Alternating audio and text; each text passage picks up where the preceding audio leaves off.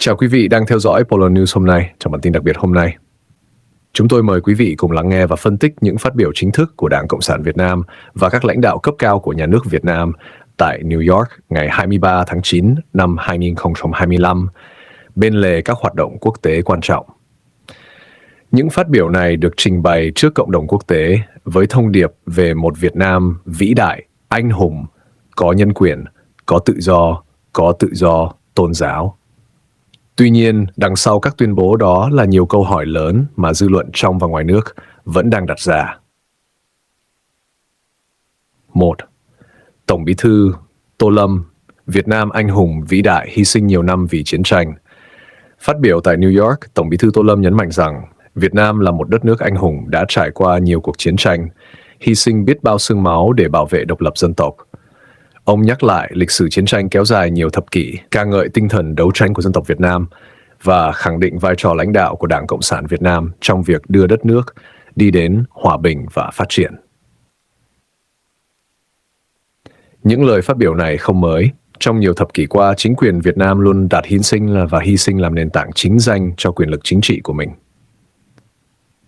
Tuy nhiên, vấn đề mà cộng đồng quốc tế quan tâm không chỉ là quá khứ chiến tranh, mà là hiện tại và tương lai của quyền con người tại Việt Nam.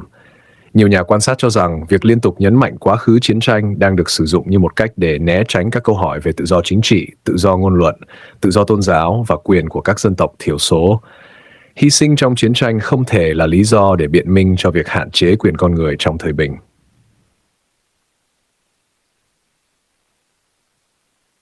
Thủ tướng Phạm Minh Chính: Việt Nam có nhân quyền, có tự do, ai chống phá là phản động, khủng bố. Cũng tại New York, Thủ tướng Chính phủ Phạm Minh Chính tuyên bố rằng Việt Nam là một quốc gia có nhân quyền, có tự do và nhà nước Việt Nam luôn bảo vệ quyền lợi chính đáng của người dân. Ông đồng thời nhấn mạnh rằng những tổ chức cá nhân chỉ trích chính quyền Việt Nam đều là phản động, khủng bố, chống phá nhà nước. Tuyên bố này đã gây nhiều tranh cãi, bởi trên thực tế, rất nhiều người bị bắt giữ tại Việt Nam không phải vì bạo lực hay khủng bố, mà vì bày tỏ quan điểm ôn hòa, thực hành tôn giáo độc lập hoặc lên tiếng bảo vệ quyền lợi cộng đồng của mình. Việc gắn nhãn phản động hay khủng bố cho mọi tiếng nói khác biệt đã trở thành một mô thức quen thuộc trong hệ thống tuyên truyền của nhà nước. Các tổ chức nhân quyền quốc tế cho rằng không thể đánh đồng quyền phản biện ôn hòa với hành vi chống phá hay khủng bố. Một xã hội có nhân quyền thực sự phải chấp nhận sự đa dạng quan điểm, chứ không phải hình sự hóa mọi tiếng nói trái chiều. 3. Chủ tịch nước Lương Cường: Việt Nam vĩ đại, không bao giờ hết cảm ơn Cuba, Palestine, Nga, Trung Quốc, Colombia, Venezuela. Trong bài phát biểu của mình, Cường khẳng định Việt Nam là một đất nước vĩ đại, không bao giờ hết, và gửi lời cảm ơn tới các quốc gia như Cuba, Palestine, Nga, Trung Quốc, Colombia, Venezuela vì đã giúp đỡ Việt Nam trong chiến tranh. Việc bày tỏ lòng biết ơn đối với các nước từng ủng hộ Việt Nam trong lịch sử là điều dễ hiểu. Tuy nhiên, nhiều nhà phân tích quốc tế cho rằng danh sách các quốc gia được nêu tên phản ánh định hướng chính trị và ý thức hệ của chính quyền Việt Nam hiện nay. Phần lớn các nước này đều có hồ sơ nhân quyền gây tranh cãi hoặc bị chỉ trích vì hạn chế tự do chính trị. Điều khiến dư luận chú ý là trong khi cảm ơn các quốc gia này, Việt Nam lại thường xuyên phủ nhận hoặc phản bác những chỉ trích từ các nước dân chủ và các tổ chức quốc tế về tình trạng nhân quyền. Điều này đặt ra câu hỏi: Việt Nam đang tìm kiếm sự ủng hộ dựa trên giá trị phổ quát của nhân quyền hay dựa trên sự tương đồng về mô hình kiểm soát chính trị? 4. Bộ Ngoại giao, bà Phạm Thu Hằng: Việt Nam có tự do tôn giáo, không bắt giữ, không đàn áp. Kết thúc chuỗi phát biểu, bà Phạm Thu Hằng, người phát ngôn Bộ Ngoại giao Việt Nam, tiếp tục khẳng định rằng Việt Nam có tự do tôn giáo, không có ai bị bắt giữ hay đàn áp vì đức tin. Theo bà, những tổ chức hoặc cá nhân hoạt động ngoài khuôn khổ nhà nước đều là lợi dụng tôn giáo để chống phá, do đó bị xử lý theo pháp luật. Đây là điểm gây tranh cãi mạnh mẽ nhất, bởi trong suốt nhiều năm qua, Việt Nam liên tục bị các tổ chức quốc tế và chính phủ Hoa Kỳ đưa vào danh sách theo dõi đặc biệt về tự do tôn giáo. Các báo cáo độc lập ghi nhận nhiều trường hợp tín đồ bị sách nhiễu, bị ép buộc bỏ đạo, bị cấm sinh hoạt tôn giáo độc lập, đặc biệt là tại Tây Nguyên, Tây Bắc và một số tỉnh miền Trung. Việc nhà nước chỉ công nhận các tổ chức tôn giáo do mình quản lý, đồng thời coi các nhóm độc lập là phản động, cho thấy tự do tôn giáo ở Việt Nam mang tính chọn lọc và kiểm soát, chứ không phải là quyền phổ quát. Nhận định chung, lời nói tại New York và thực tế trong nước. 4 phát biểu tại New York ngày 23 tháng 9 năm 2025 cho thấy một thông điệp nhất quán của chính quyền Việt Nam. Việt Nam vĩ đại, có nhân quyền, có tự do. Mọi chỉ trích đều là sai trái và mang động cơ chống phá. Tuy nhiên, chính sự lặp lại quá nhiều lần của thông điệp này lại khiến cộng đồng quốc tế đặt thêm nghi vấn. Nếu Việt Nam thực sự có nhân quyền và tự do tôn giáo, thì vì sao vẫn còn hàng trăm tù nhân lương tâm? Nếu không có đàn áp thì vì sao nhiều cộng đồng tôn giáo và dân tộc thiểu số vẫn liên tục kêu cứu? Nếu tự do là thật, thì vì sao các tiếng nói độc lập không được phép tồn tại? Nhân quyền không thể chỉ được khẳng định bằng lời phát biểu tại diễn đàn quốc tế.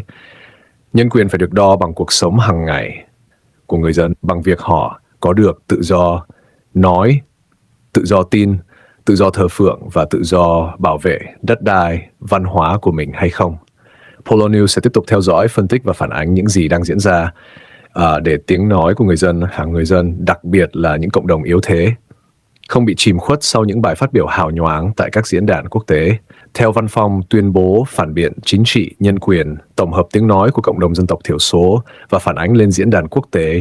Trong bản tin đặc biệt này, chúng tôi xin truyền tải những tuyên bố mạnh mẽ và đầy đau xót từ các đại diện cộng đồng dân tộc thiểu số tại Việt Nam, bao gồm người Thượng Tây Nguyên, người Khmer Krom ở Tây Nam Bộ, người Mông ở miền núi phía Bắc, cùng những cảnh báo nghiêm khắc từ các nhà lãnh đạo quốc tế. Những tiếng nói này đang cùng đặt ra một câu hỏi chung. Nếu Việt Nam thực sự có nhân quyền, tự do tôn giáo và tôn trọng luật pháp quốc tế, thì vì sao các cộng đồng bản địa vẫn đang sống trong sợ hãi, mất đất, mất tự do và mất tương lai? Ông Lo Rahlan, lãnh đạo Tây Nguyên United North Orgimo. Ông Lo Rahlan, người lãnh đạo cộng đồng Tây Nguyên và đại diện United Montanars Organization UMO, đã đưa ra một tuyên bố cứng rắn lên án các bộ máy nhà nước Việt Nam vì nói một đằng, làm một nẻo trong vấn đề nhân quyền và tự do tôn giáo. Theo ông Lo Rahlan, chính quyền Việt Nam liên tục tuyên bố trước quốc tế rằng đất nước có nhân quyền, có tự do tôn giáo, có bảo vệ người dân. Nhưng thực tế tại Tây Nguyên lại hoàn toàn ngược lại. Người dân bản địa đang sống trong sợ hãi thường trực, bị ép buộc, bị theo dõi, bị đe dọa và bị chiếm đoạt đất đai truyền thống. Ông nhấn mạnh rằng đất đai Tây Nguyên không chỉ là tài sản kinh tế, mà là linh hồn và bản sắc của người Thượng. Thế nhưng từ năm 1975 đến nay, người dân Tây Nguyên chưa bao giờ có một cuộc sống ổn định trên chính mảnh đất tổ tiên của mình. Hàng loạt khu rừng bị phá, cây cối bị chặt trụi, thú rừng bị tiêu diệt, môi trường bị hủy hoại nghiêm trọng để phục vụ cho các dự án kinh tế, nông trường, công ty và lợi ích nhóm. Đặc biệt nghiêm trọng, theo lời ông Lo Rahlan, nhiều người Thượng đã bị đối xử như không phải con người, bị đánh đập, bị bắt bớ, thậm chí bị giết hại một cách tàn bạo. Người dân Tây Nguyên chúng tôi bị đối xử như con vật, ông nói. Miệng thì nói nhân quyền, nhưng tù nhân lương tâm vẫn ngày càng tăng lên. Ông đặt câu hỏi trực diện tại sao Việt Nam vẫn dám gửi báo cáo nhân quyền lên Liên Hiệp Quốc, trong khi thực tế tại Tây Nguyên là một thảm trạng nhân đạo kéo dài. Ông khẳng định sẽ tố cáo Việt Nam ra quốc tế và tuyên bố rõ ràng rằng ông không bao giờ mời người Việt đến sinh sống trên đất Tây Nguyên khi quyền đất đai của người bản địa chưa được tôn trọng. Kết thúc tuyên bố, ông Lo Rahlan yêu cầu, hãy trả lại đất nước của chúng tôi, hãy trả lại Tây Nguyên cho người Thượng. Ông Moni Mao, Chủ tịch Khmer Krom Campuchia. Cùng lên tiếng, ông Moni Mao, Chủ tịch Cộng đồng Khmer Krom Campuchia, đã đưa ra một tuyên bố mạnh mẽ rằng Việt Nam không tôn trọng Liên Hiệp Quốc và các chuẩn mực quốc tế về nhân quyền. Theo ông Moni Mao, tình trạng đàn áp người Khmer Krom tại đồng bằng sông Cửu Long, Tây Nam Bộ không những không chấm dứt mà còn ngày càng trầm trọng hơn. Hàng ngàn người đã bị bắt giữ trong nhiều năm qua, trở thành tù nhân lương tâm chỉ vì bảo vệ đất đai, văn hóa và tôn giáo của mình. Nhà nước Việt Nam bị cáo buộc thu hồi đất đai của người dân Khmer, đẩy họ vào cảnh không còn đường sống. Nhiều khu đất sau đó bị bán hoặc cho thuê cho các công ty lớn, trong đó có các lợi ích liên quan đến Trung Quốc. Người dân mất đất, mất sinh kế, mất chùa chiền, mất văn hóa và buộc phải rời bỏ quê hương.